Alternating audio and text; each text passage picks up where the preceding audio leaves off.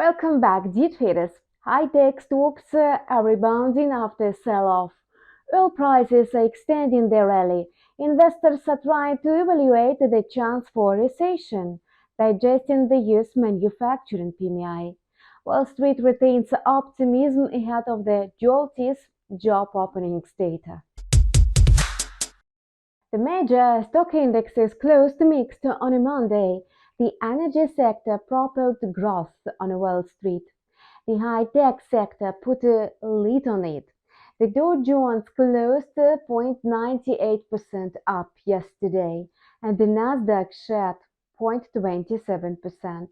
The S&P 500 climbed by 0.38% to close at 4,124 points. The benchmark stock indexes traded in the green during the New York pre-market, and futures on the stock indexes rose by 0.2 and 0.4%, signaling the optimistic opening. Still, important data on US job vacancies will be released later today. The S&P is expected to trade in the intraday corridor between 4,070 and 4,190 points. The index closed with gains on Monday amid a rise in energy stocks in light of OPEC's unexpected decision to cut oil output quotas. The energy sector in the S&P jumped by 4.9%. Shares of Chevron, ExxonMobil, and Occidental Petroleum gained more than 4%. The Dow Jones increased partly due to a 4.6% growth of United Health Group shares. At the same time, Tesla shares stumbled by 6.1% because car deliveries rose by a modest 4%. In the March quarter from a quarter ago, the news was viewed as a negative due to weak sales, despite considerable discounts in January. The oil price rally rekindled concerns about stubborn inflation and the Fed's hawkish rhetoric. Fresh macroeconomic data indicated that the US manufacturing sector was losing momentum. The ISM reported that the factory activity fell to the lowest level in almost 3 years in March. New orders also contracted. The manufacturing PMI dropped to 46.3 points, the lowest level since the pandemic declined in May 2020. The index is way below the forecast, extending a negative trend for 5 months straight. Futures on the US stock indexes gained ground on Tuesday because some high-tech stocks recovered after a previous sell-off. Tesla shares rebounded by 1.6% in the pre-market following a 6% slump on Monday. Meta and Microsoft rose by 0.6%. Oil prices extended their rally today. Investors shifted focus to demand trends, speculating about the impact of high oil prices on the global economy. Chevron, ExxonMobil, and Occidental Petroleum aimed to boost their profits today. The shares gained 0.5 and 0.9% before the opening bell. Analysts are trying to puzzle out how long the US Fed will continue rate hikes to curb runaway inflation and whether the US economy is slipping into recession. The Fed Watch tool shows that traders now predict a 59% chance for a rate hike by 25 basis points in May. The chance of a halt in rate hikes is measured at 41%. The economic calendar reminds traders of a JOLT's job openings. The report signals demand for the workforce. According to flash estimates, job vacancies are expected to lock a decline in February. Factory orders could have dropped by 0.5%. Market participants are also alert to comments by FOMC member Lisa Cook, Boston Fed President Susan Collins, and Cleveland Fed President Loretta Mester tonight. Investors will look for clues to a trajectory of interest rates.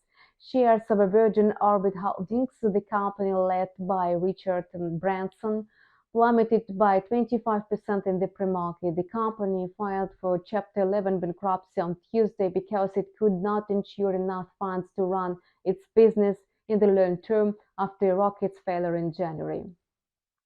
The US dollar index traded mainly in the red under the pressure from the euro and the sterling.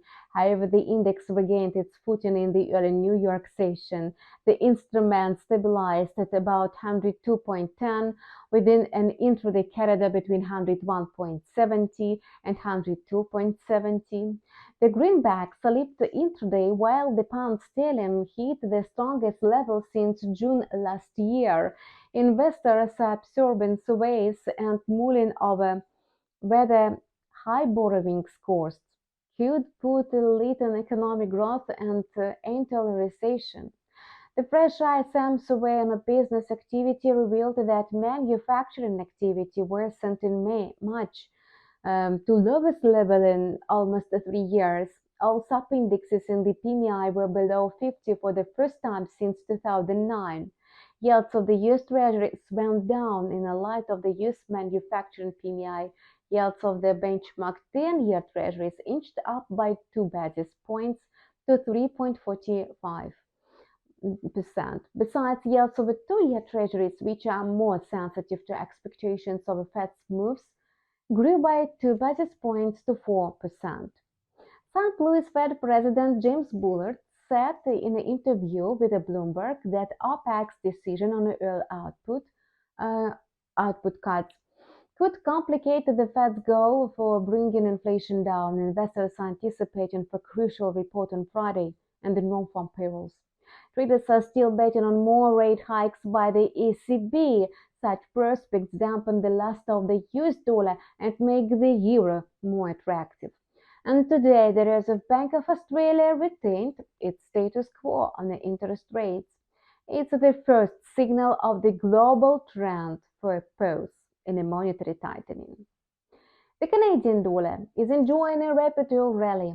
Today, it pulled back. The USD CAD is trading at about 1.3450 with a 0.1% uptick.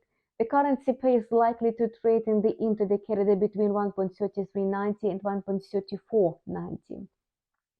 The survey by the Bank of Canada showed that nearly half of our Canadian factories are ready for a moderate recession next year. About 79% of companies reckon that inflation will remain above 3% in the 2 years ahead. The last survey confirms the data, proving a slowdown in the domestic economy, though the statistics agency said that GDP grew stronger than expected in January. The same is expected in February. In a separate report, Canada's labor market also remains resilient. The Business Outlook survey suggests that business sentiment did not change drastically after a series of bank crashes. The data on the construction sector looked unexpected growth. Building permits in Canada increased by 8.6% in February on a month, following a 3.7% decline in January, and the reading is much higher than the consensus of a 2% growth. The benchmark oil grades are developing the steady rally.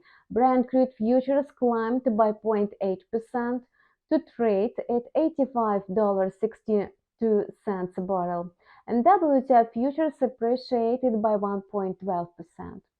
Cryptocurrencies are gaining ground after sell-off of risky assets on Monday.